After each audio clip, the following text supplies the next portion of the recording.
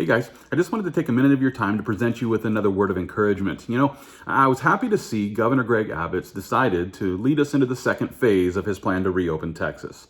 While it's true that he's still encouraging us to wash our hands and wear masks as we maintain our social distancing, it's also true that the infection rate here in Texas has dropped from 13% to 5%, and that's great news.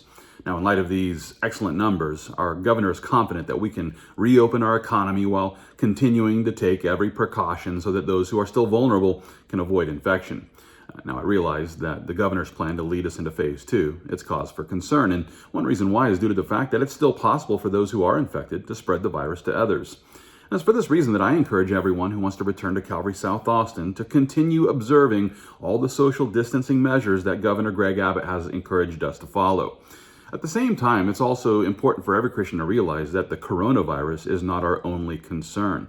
Christians ought to also be concerned about backsliding. And therefore, we should make sure that we're not only social distancing, but that we're also distancing ourselves from those who would lead us back into a life of sin.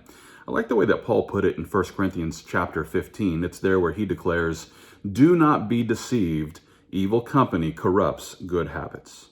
Now, when someone like Paul writes, "Do not be deceived," he's clearly presenting us with something that many might be deceived about. And so when he says, "Do not be deceived, evil company corrupts good habits," please understand, this is something that many Christians are deceived about. And it's sad to say that there are many in the church today who have been deceived into thinking that they can maintain their friendship with the world without suffering the negative effects of that relationship. I think that James was perfectly clear about this when he assured his audience that friendship with the world is enmity with God. Whoever therefore wants to be a friend of the world makes himself an enemy of God. Rather than running the risk of finding ourselves in opposition to God, I encourage every Christian to make sure that we maintain not only social distancing, but also that we maintain spiritual distancing, especially from those who are still pursuing the sinful pleasures of this world. In this way, we can continue to keep ourselves safe from those who might lead us back into a life of sin. Finally, I want to invite you to join us for our weekly services, which includes a Wednesday evening service at 7 p.m. and our Sunday morning services at 9:15 and 11:15 a.m. And listen, if you're still unable to attend because you belong to a vulnerable category, then I invite you to join us to tune in for our live stream right here at calvarysouthaustin.com.